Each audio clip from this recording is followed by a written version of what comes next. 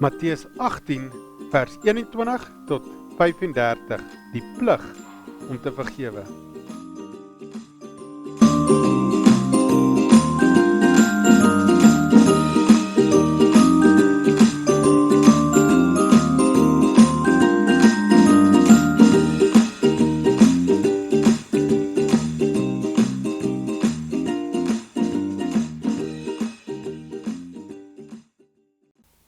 Het jy al ooit gevoel dat jy iemand nooit sal vergewe vir iets wat hy of sy aan jou gedoen het nie? Dalk het die persoon 'n geheim vertel waarmee jy hom vertrou het. Dalk het jy of sy jou al gespot. Dalk het hy of sy jou verneder voor ander. Dalk het hy of sy iets van jou gevat en wou nie maatjies met jou wees nie. Of dalk was jy nie na 'n partytjie toe genooi nie. Dalk het boetie of sussie al so iets vir mamma of pappa gaan sê, waaroor jy so kwaad is, wat jy gevoel het, ja, ek weet nie, ek dink jy, ek gaan hom weer vergewe nie. Nou, Jesus het miljoene van ons sondes al vergewe. Dis hoekom hy aan die kruis gesterf het. En daarom is hy ook baie ernstig, dat ons ook sondes vergewe. Vandag lees ons van die keer toe Jesus sy disippels vir hom gevra het, hoeveel keer moet ons vergewe? En Jesus vir hulle 'n gelykenis vertel het, wat hulle gewys het, dat hulle baie moet vergewe. Maar kom, ons bid saam. Ons almagtige Vader, baie dankie, dat ons die kinders kan wees, dat ons by U kan wees, en Heer, dat U ons so help, dat U soveel van ons sondes vergewe. Help ons ook om ander te vergewe, en dat ons nou sal mooi luister, sal oplet, en sal soet wees, sodat ons U beter kan leer ken.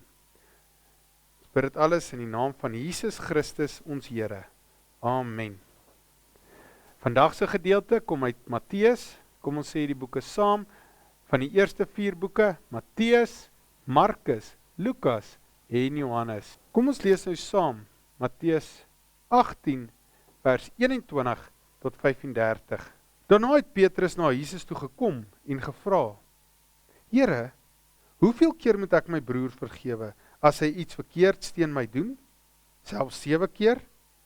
Jesus antwoord hom, ek sê vir jou, nie 7 keer nie, maar selfs 70 maal 7 keer. Daarom kan die koninkryk van die hemel vergelyk word met 'n koning wat besluit het om saam met sy amptenare hulle boeke na te gaan. Toe hy daarmee begin, is sy amptenaar na hom toe gebring, wat miljoene rand geskuld het. Hy kon dit nie betaal het nie. En daarom het die koning beveel dat hy en sy vrou en sy kinders en alles wat hy het, verkoop en die skuld betaal moet word. Die man het voor hom neergeval en gesoebat. Gee my tog uitstel, ek sal hier alles terugbetaal. Die koning het hom jammer gekry, hom laat gaan en sy skuld afgeskryf. Toe hierdie man buite kom, het hy een van sy mede-amptenare raakgeloop, wat hom net 'n paar rand geskuld het. Hy het hom gegryp en gewurg en gesê, betaal wat jy my skuld.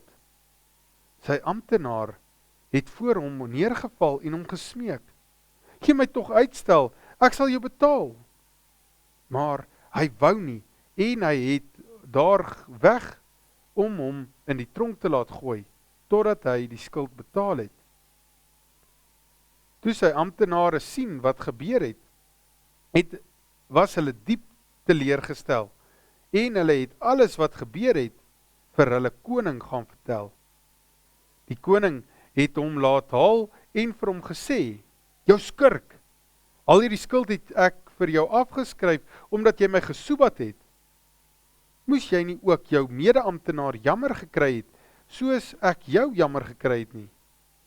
Die koning was woedend en het hom oorgegee om gemartel te word, totdat hy al die skuld betaal het.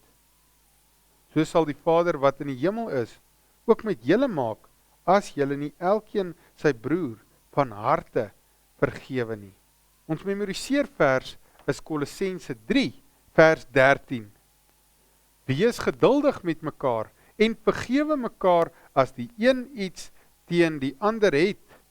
Soos die Here julle vergewe het, moet julle mekaar ook vergewe. Kom ons sê dit saam.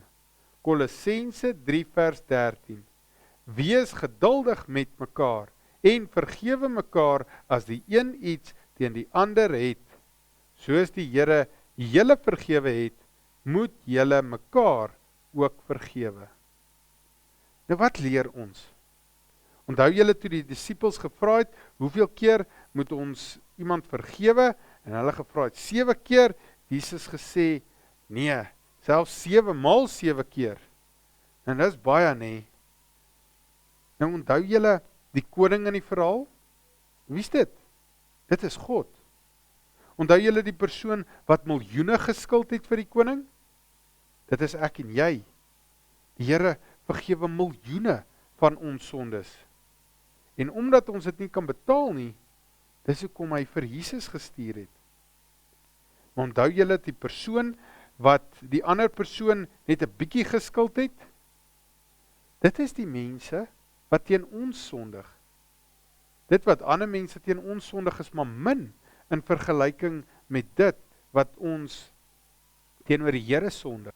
As God dan soveel van ons sondes vergewe het, dan moet ons ook die ander mense hulle sondes vergewe, want op hierdie manier wys ons vir hulle wat Jesus teenoor ons gedoen het. Onthou julle die koning wat hy gedoen het met die mede-amptenaar, wat hy gesê om oorgegee het om gemartel te word. Wanneer ons nie vergewe nie, is ons besig om ons eie lewens baie sleg te maak. Ons voel baie keer, ons wil nie vergewe nie, want ek bly kwaad. Of ek wil hom nie vergewe nie, want ek is te trots. En elke keer as ek hierdie persoon sien, of aan hom dink, dan word ek kwaad. Weet julle, dit is glad nie vir ons goed, om kwaad te word nie. En ons leer baie keer, om aanhou vas te hou aan kwaad. En soos wat jy ouer word, gaan jy al hoe meer en vinniger kwaad word. Kwaad word is nie goed vir enigiemand nie. Dit beïnvloed jou hele lewe. As pappa en mamma soms praat van bloeddruk, dan is dit as gevolg van kwaad. En daarom is jy besig om jou eie lewe ook op hierdie manier te martel, as jy nie vergewe nie. Kom ons vergewe daarom almal van harte. Kom ons bid saam. Ons almagtige Vader, dankie dat U miljoene van ons sondes vergewe het. Weer help ons om so ook ander mense te vergewe. Dit voel soms vir ons onmoontlik, maar help ons tog. Wys vir ons die mense in ons lewens wat ons dalk nog nie vergewe het nie. En help ons om dalk vir iemand te vertel as daar iemand is wat ons nie vergewe het nie. En dat ons hierdie mense kan vergewe. Weer dankie dat U ons sondes vergewe het deur Jesus Christus. Lei ons daarom in hierdie vergewingsgesindheid lewe. Amen. En onthou, God het miljoene van ons sondes vergewe. Daarom kan ons nie anders as om mekaar te vergewe nie. Amen.